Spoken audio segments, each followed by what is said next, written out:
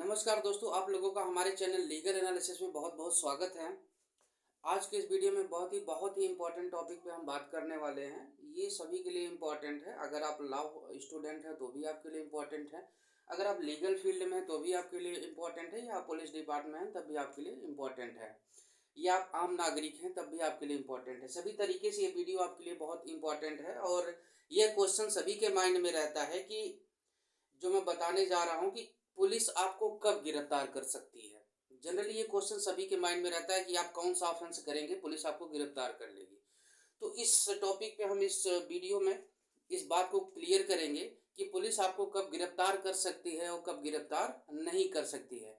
तो वीडियो को पूरा लास्ट तक देखिएगा, आपके जो भी डाउट होंगे हम इस वीडियो में क्लियर कर देंगे। उससे रिलेटेड टू एक इम्पॉर्टेंट डिसीजन है सुप्रीम कोर्ट का 2014 का, उस डिसीजन को भी हम इसमें डिस्कस करेंगे, जो Arnesh Kumar versus state of Bihar.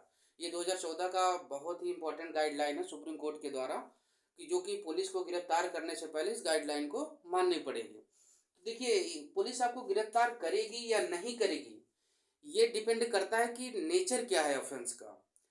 Offence ज़्यादा सीरियस है या ज़्यादा सीरियस नहीं है। तो ऑफेंसेस को दो कैटेगरी में बांटा गया। पहला ऑफेंस होता है कॉग्निजेबल।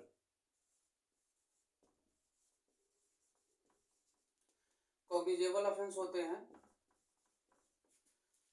और जो दूसरी कैटेगरी का होता है नॉन कॉग्निजेबल।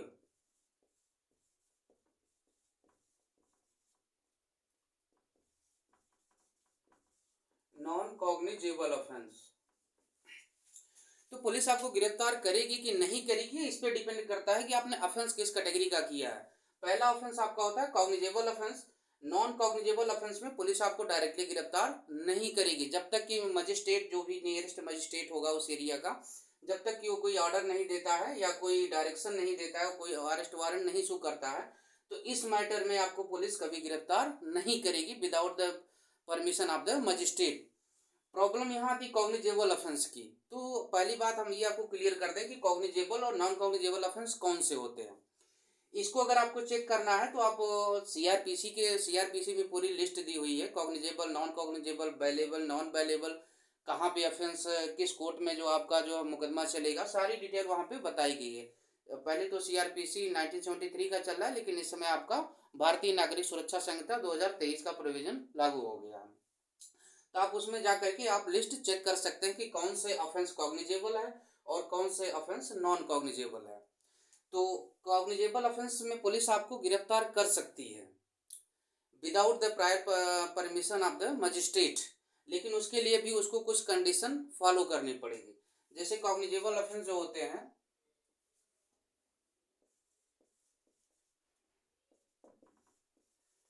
कॉग्निजेबल जो ऑफेंस होते हैं,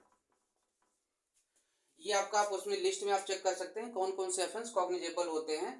इसका कॉग्निजेबल ऑफेंस में पुलिस आपको तब गिरे, उसमें भी एक प्रोविजन है जो सुप्रीम कोर्ट की गाइडलाइंस को फॉलो करना पड़ेगा।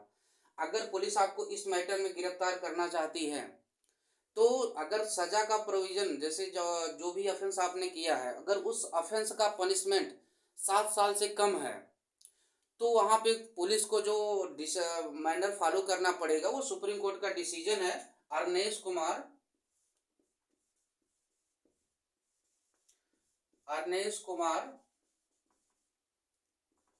Versus state of Bihar.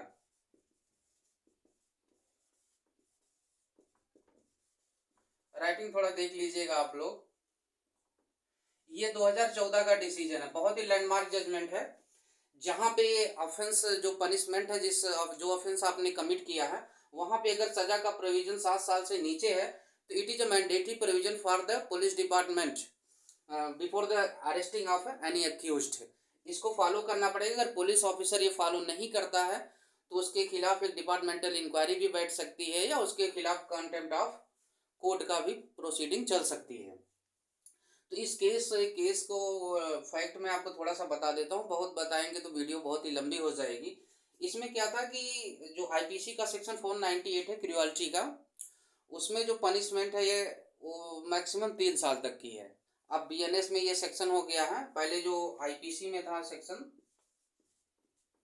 IPC में सेक्शन था 498 ए, अब ये सेक्शन जो बीएनएस में हो गया है, भारतीय न्याय संहिता, वो हो गया सेक्शन 85। बीएनएस में 85 में आप जाके चेक कर लेंगे तो जो हमारा क्रुएल्टी का प्रोविजन है उसमें मैक्सिमम जो पनिशमेंट है 3 साल तक की है। और ये केस एक रिलेटेड टू डॉरी सिस्टम से भी रिलेटेड है। जो dowry system, dowry provision act 1961 में सेक्शन उसका जो है 4 है, जो डॉरी एक्ट का सेक्शन है, डॉरी प्रोविजन एक्ट है,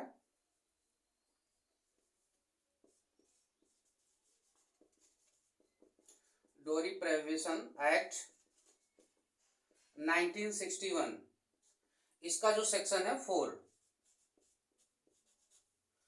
सेक्शन 4 में जो पनिशमेंट बताया गया है वो जो कोर्ट जो पनिशमेंट देगा वो मिनिमम 6 महीने का तो देना ही पड़ेगा, not less than 6 month, but up to जो है मैक्सिमम वो 2 साल तक की सजा दे सकता है। और इसमें 2 साल तक की सजा दे सकता है। और बीएनएस में जो आपका सेक्शन 85 है उसमें मैक्सिमम 3 साल तक की सजा है। तो चूंकि आप जानते हैं कि आजकल 490 एक्ट पहले एक शील्ड की तरीके से इस्तेमाल किया जाता, जो पर्पस था हमारे पार्लियामेंट का, बट ये इस समय जो है एज अ वीपन इस्तेमाल किया जा रहा है। बहुत सारे झूठे मुकदमे जो हैं इसके खिलाफ इस समय चलाए जा रहे हैं।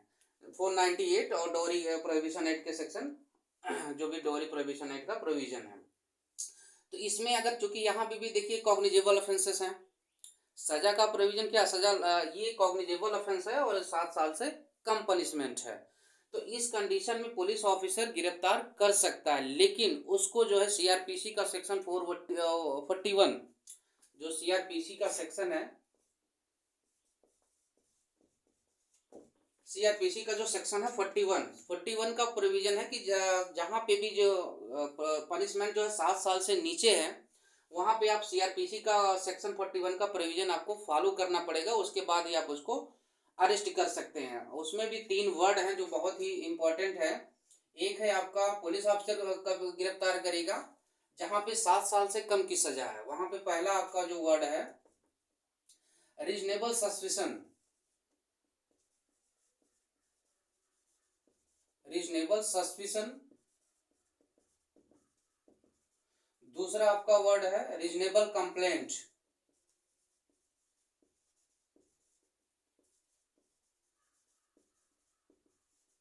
और तीसरा वर्ड है आपका क्रेडिबल इंफॉर्मेशन।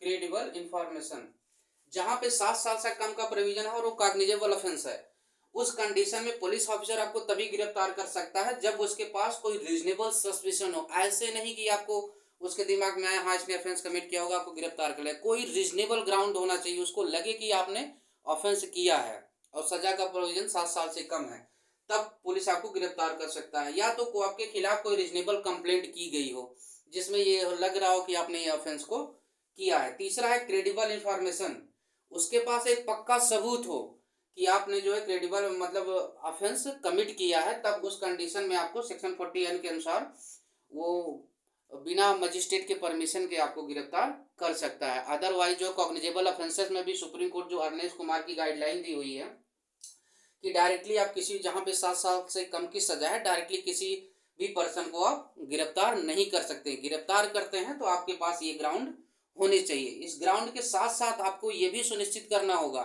कि गिरफ्तार उसका क्यों किया जाए, क्योंकि याद लगता है कि उसको जो उसकी जो प्रेजेंस है वो कोर्ट में हम जो सुनिश्चित नहीं कर सकेंगे, या वो जो हमारे विटनेसेस हैं उनको धमकाएगा, उनको डराएगा, या जो हमारे एविडेंसेस हैं उनको जो है टेम्पर करेगा, उनको सबूत को जो है मिटाएगा, या फिर जैसे मान लीजिए जो दोबारा से फिर किसी अपराध को कमिट करेगा।